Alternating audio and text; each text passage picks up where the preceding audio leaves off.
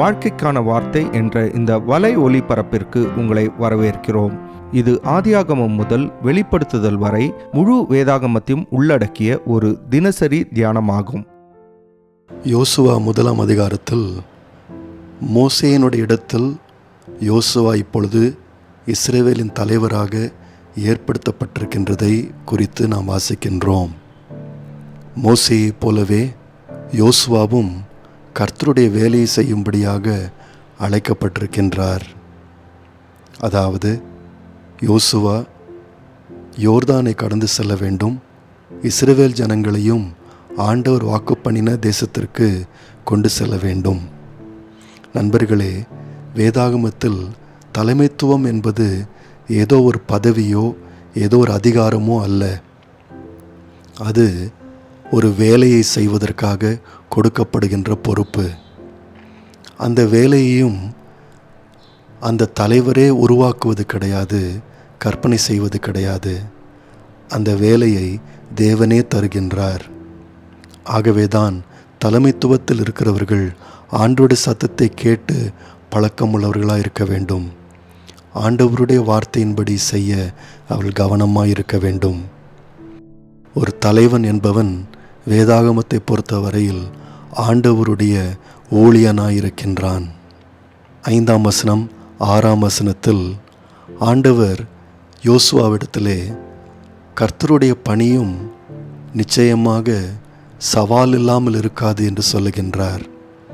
எப்படியும் சில மனிதர்கள் ஆண்டவருடைய வேலையையும் எதிர்க்கத்தான் போகின்றார்கள். அது மோசேக்கும் நடந்தது. மோசேயும் அநேக எதிர்ப்புகளை சந்தித்தார். அதே போல யோசுவாவும் எதிர்ப்புகளை சந்திப்பார். ஆனால் ஒருவனும் உனக்கு விரோதமாய் நிற்க முடியாது என்று ஆண்டவர் சொல்லுகின்றார். காரணம் என்னவென்றால் தேவன் அவரோடு கூட இருப்பார். ஆகவே மோசே எதிர்ப்புகளை கண்டு அஞ்சக்கூடாது. மாறாக திடமனதாய் தைரியமாய் அவர் இருக்க வேண்டும்.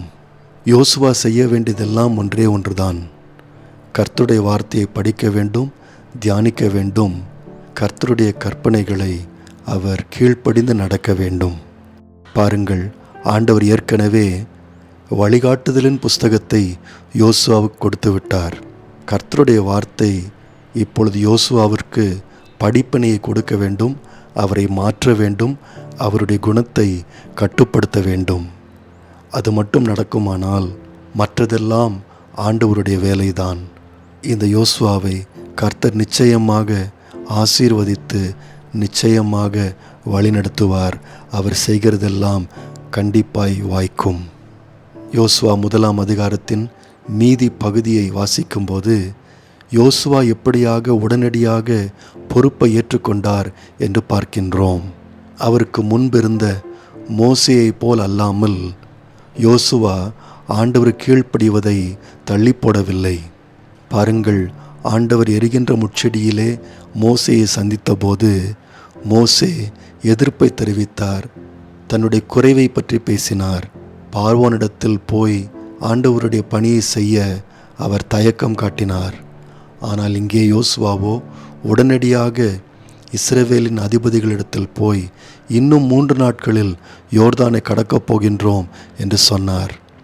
அது மாத்திரமல்லாமல் ரூபன், காத் மற்றும் மனாசேயின் பாதி கோத்திரத்தார் என்கின்ற இந்த 2.5 கோத்திரங்களிடத்தில் போய் பேசினார். இந்த 2.5 கோத்திரங்கள் ஏற்கனவே யோர்தானுக்கு இந்த புறத்தில் அவருடைய சுதந்திரத்தை பெற்றுக்கொண்டார்கள். ஆகவே யோசுவா அவர்களிடத்தில் போய், நீங்கள் இஸ்ரவேல் ஜனங்கள் யோர்தானுக்கு அப்புறத்தில் உள்ள எல்லா நிலங்களையும் கையகப்படுத்தும் வரைக்கும் அவர்களோடு கூட நீங்கள் இருக்க வேண்டும் என்று சொல்லி, நீங்களும் யோர்தானுக்கு அந்தப்புறம் வர வேண்டும் என்று, நீங்கள் யோர்தானுக்கு அந்தப்புறம் வருவேன் என்று சொல்லி மோசேயிடத்தில் வாக்கு பண்ணினதை நிறைவேற்ற வேண்டும் என்று அவளுக்கு ஞாபகப்படுத்துகின்றார்.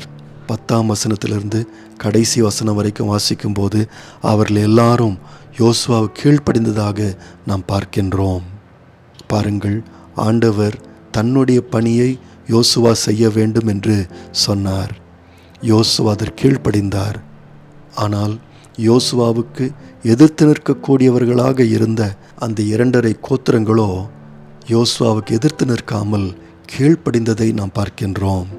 நண்பர்களே, ஆண்டவருடைய கட்டளைகளுக்கு ஒருவர் கீழ்ப்படியும் போது, ஆண்டவர் செய்ய சொல்லுகின்ற காரியங்களை அவர் செய்யும்போது நிச்சயமாக ஆண்டவருடைய உதவியை அவர் கண்டடைவார்.